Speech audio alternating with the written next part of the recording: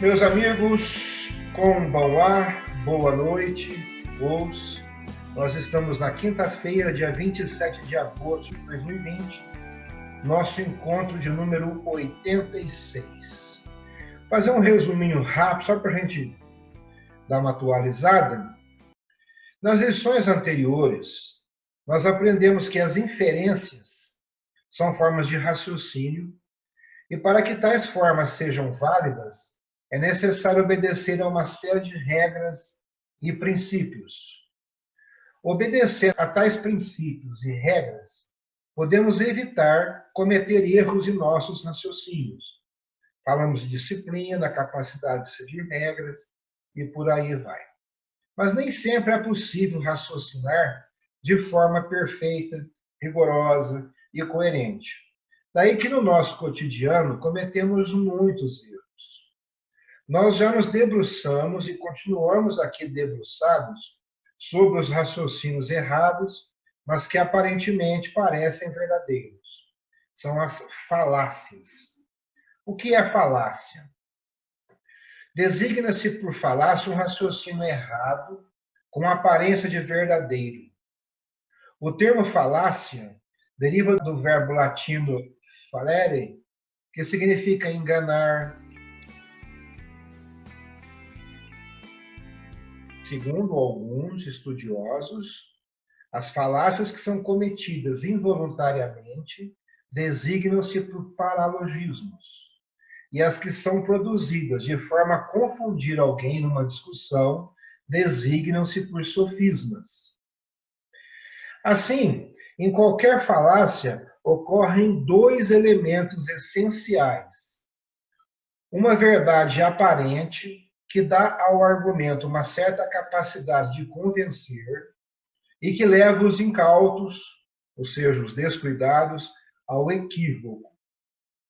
E um erro oculto, que leva a que se retirem conclusões falsas a partir de uma verdade. Esse erro oculto pode derivar da ambiguidade dos conceitos, o salto desregrado do particular para o geral, a tomada do relativo como absoluto, o parcial como total, o acidental como essencial.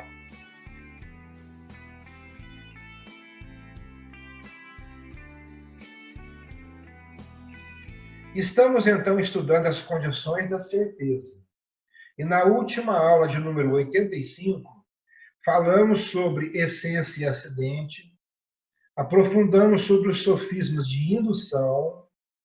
Quais são eles? Falamos sobre os sofismas do acidente, sofisma da ignorância da causa, do arrolamento imperfeito e da falsa analogia. Hoje vamos falar, então, um pouco sobre as falácias de dedução ilegítima.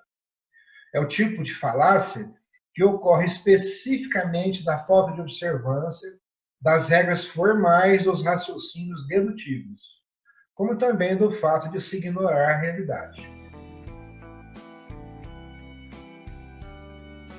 Ou seja, vamos falar sobre os sofismas de dedução. Nós temos 4 tipos: falsa conversão e oposição ilegítima, ignorância do assunto, petição de princípio e círculo vicioso. Sobre esse item 1, a falsa conversão e oposição ilegítima, nós falamos exaustivamente nas aulas de número 64 e 65. Qualquer dúvida, dê uma verificadinha lá. Caso ainda persistam, a gente pode repetir, aprofundar um pouco mais.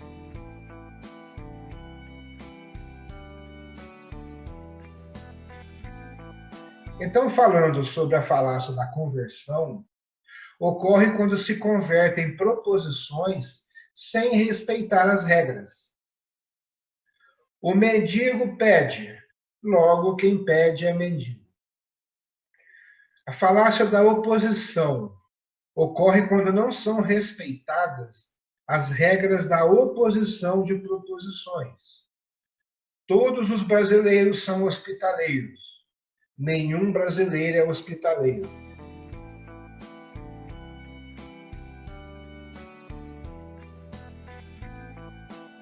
Então é coisa muito básica para quem entendeu aquelas aulas e assimilou realmente. Ignorância do assunto. Este sofisma consiste ou em provar uma coisa fora de questão, ou tratando da questão, provar de mais ou de menos. Tal seria o raciocínio que quisesse provar que o soberano pontífice, o Papa, não é infalível porque pode pecar.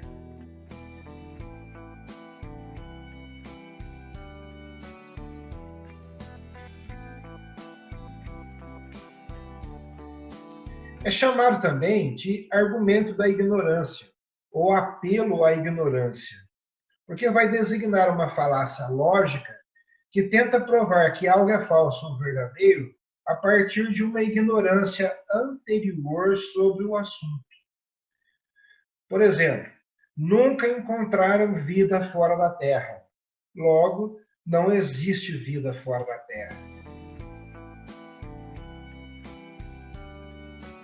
Depois nós temos petição de princípio. Este sofisma consiste em tomar como princípio do argumento aquilo que está em questão. Tal é o argumento seguinte: o pensamento é um produto do cérebro. Logo, o pensamento é um atributo da matéria orgânica.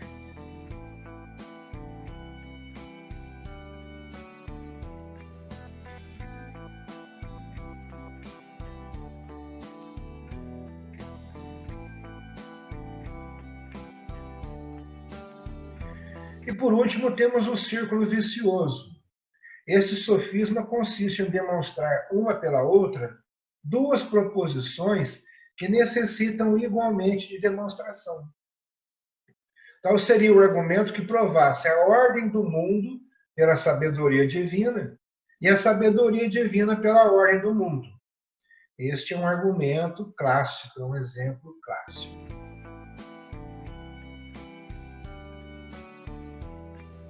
E aqui nós caímos obrigatoriamente numa coisa que a gente já viu sobre a definição, e nós falamos um pouquinho sobre a definição circular. Vai encaixar bem aqui, é bom então recordar.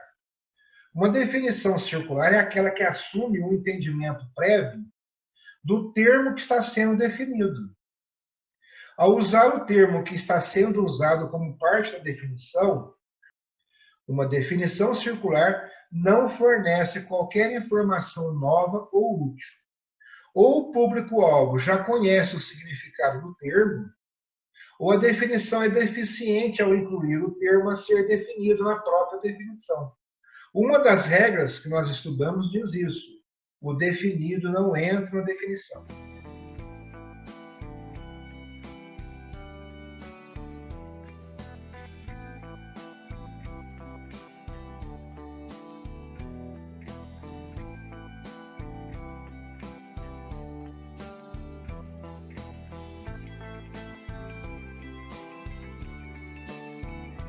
Mas para vocês terem uma ideia, está aqui.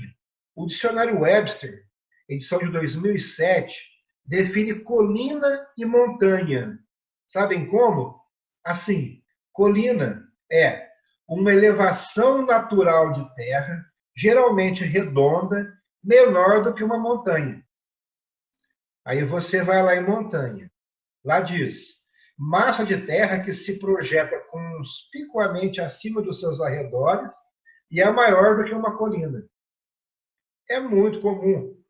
Você muitas vezes pega um dicionário até considerado bom e muitas definições são circulares, te remetem a outra, que te remetem a outra, que te remetem a outra, e você volta à primeira. Então, a boa definição tem regras e nós já trabalhamos sobre isso.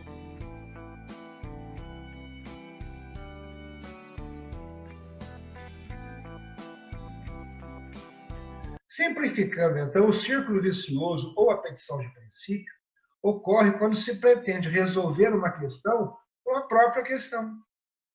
Ou seja, quando se supõe de acordo ou provado precisamente aquilo que está em questão. Apresenta-se como premissa o que só se justifica como conclusão. Exemplo, o que é a lógica? É a ciência do que é lógico. Remédio cura porque tem a virtude curativa. Resolveu absolutamente nada.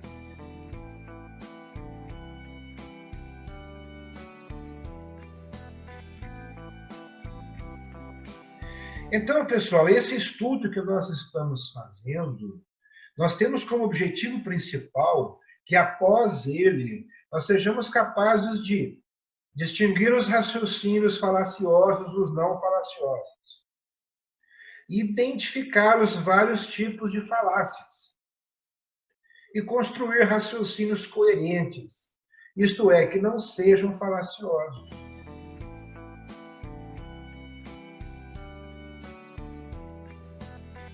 Então, dessa forma, nós sabemos se a pessoa está enganada e conversando conosco numa boa, se ela sabe de algo e tem a intenção de nos conduzir, de nos manipular, de nos enganar, fica muito claro. E você localiza exatamente o ponto onde se quer chegar quando há uma intenção de nos conduzir. Qualquer dúvida, não se esqueçam de rever aquelas aulas que eu citei, porque lá a gente aprofundou um pouco mais. Porém, como o assunto é um pouco novo para alguns e pode considerar-se um pouco complexo, a gente pode fazer uma aula com mais detalhes, com vários exercícios para vocês. Mas como o bonde vai andando, a gente sempre vai voltar a alguma coisa, mesmo aprofundando um pouco mais, vamos rever alguma coisa que já foi vista, então dá para ir tocando, dependendo, e vocês decidem. Esse resumo que a gente fez hoje, ele deixa bem claro algumas coisinhas que não haviam sido vistas antes. É muito comum o que a gente trabalhou hoje, então é interessante realmente valorizar, dar uma olhadinha. Como teremos aí agora um final de semana longo, quente, maravilhoso, todos com muita grana no bolso, muito tempo disponível, aproveitem para dar uma revisão e qualquer dúvida, manda, a gente pode refletir um pouco. Hoje. Meus amigos, uma boa noite, um bom final de semana para todos vocês. Oyasu Minasai. Oyasu Minasai. Vida longa e próspera, com muita saúde. Hoje. Até mais, pessoal. Bom final de semana aí.